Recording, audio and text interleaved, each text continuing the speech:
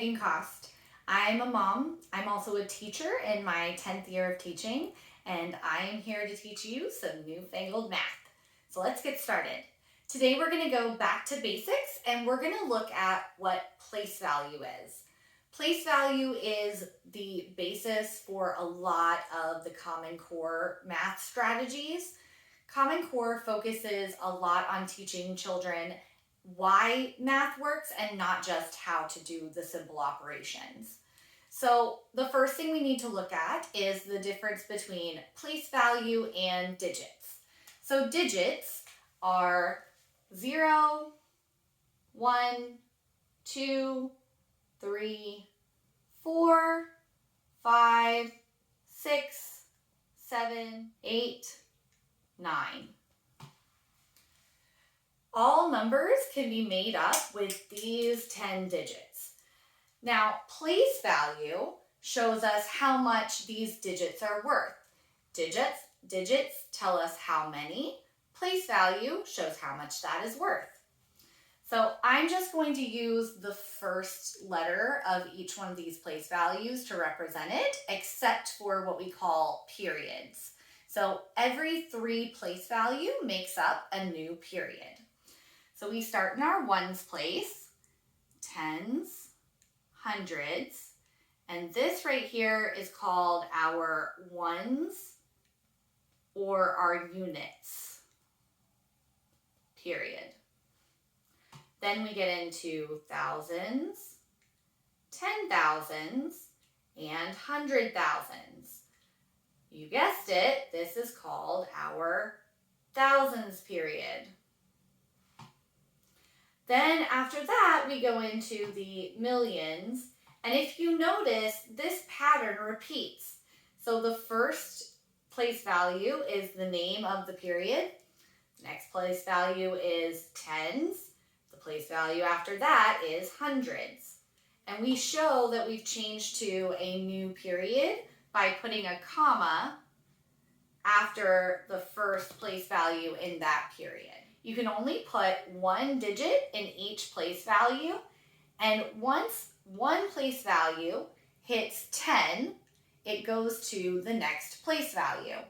That's because we have what is called a base 10 system. So there are 10 ones inside of a 10, there are 10 tens inside of 100, there are 10 hundreds inside of 1,000, so on and so forth. Now let's take a look at what this looks like as a model, because again, I like to use models to show my students their place value because it's a lot easier for them to see that, oh, there are 10 ones inside of one 10. So this little block is what a 1 looks like. We call these tens rods because they're straight and narrow like this, but this is a tens rod. And this is what we call a hundreds flat. And so you can see that it has the little markings on it, so it's easy to see that there are 10 of these ones inside of one 10 rod, and there are 10 tens rods inside of one of these hundreds flats. These can also be really useful for teaching decimal place value as well, which I'm sure I'll get to in a later video. Now, this is called a thousands cube, and mine is drawn 3D because it is a magnet, but the ones that we actually have at school are actual cubes that you could hold in your hand, so it's easier to see that there are 10 hundreds flats inside of one thousands cube. We don't use the thousands cube as often when we're actually representing numbers because once they get into thousands, 10,000s, 100,000s, we start to move away from the models into more abstract conception of just using place value. Now let's talk a little bit about the value of a digit. So remember I said that the digit represents how many and the place value represents how many of what. So sometimes we'll be asked what is the value of the digit in the tens place or what is the value of the 6 in the number 365. And so in order to figure this out, I need to think, okay, what place value is my 6 in? And it is in my tens place. And I know that 6 tens is the same as 60. Because when I say 6 in the tens place, I'm really talking about my tens rods. So the value of the 6 would be 60. I want to know what the value of the 1 in 1,426 is. Again, I need to think about my place value. So I have my ones, tens, hundreds, and thousands. I know the 1 is in the thousands place, so this is one group of 1,000, which is just 1,000. So the value of this digit is 1,000. Knowing the value of the digit is going to be really helpful when we do something called expanded form, and I'm going to show you what expanded form looks like.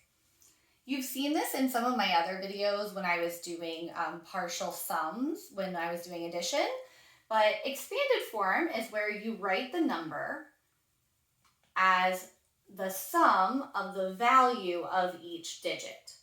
So I'm going to start with my biggest place value, and that is my thousands place. So the value of the 1 is 1,000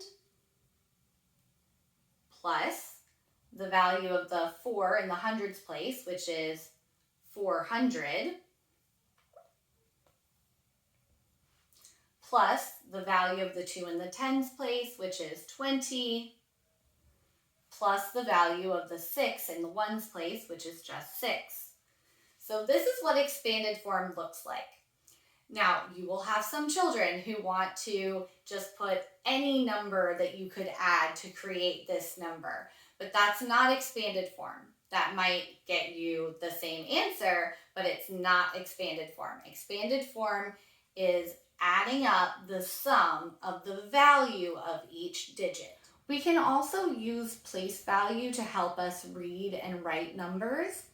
We always start from left to right, which means that we're starting with our biggest place value. We always start with reading the number and then saying the period that it is in. So this one's pretty easy because it's a 1 in the thousands place, so this would be 1,000.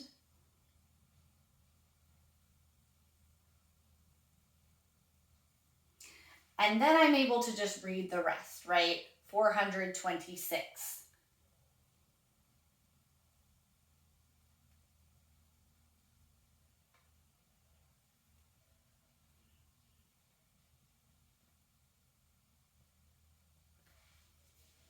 Right? That one's pretty easy. Let's take a look at what happens though when we make it a slightly larger number. All right, so now I have a slightly larger number, and again, I'm going to cover up the other period and just read that number. So that number, if it were all by itself, is just 32. So I'm going to write 32, and then again, I need to say the period that it's in, which is the thousands period. So I'm going to write 32,000.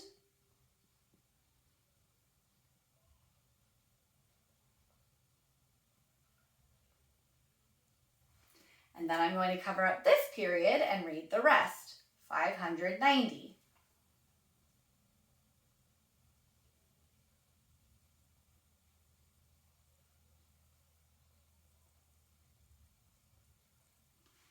Notice that I'm not using the word and when I'm reading and writing these numbers. I tell my students that and is only used for two things, money. And when I taught fourth grade and we began doing decimals, it's used for decimals. Otherwise, there is no and. Well, that's it. That's the basics of place value. So now you can help your child or teach your students these basics so they can be more successful when they're doing Common Core math. I hope you enjoyed this video. If you did, please like and subscribe, and please hit that notification bell so you get notified every time I make new videos. Hope to see you next time.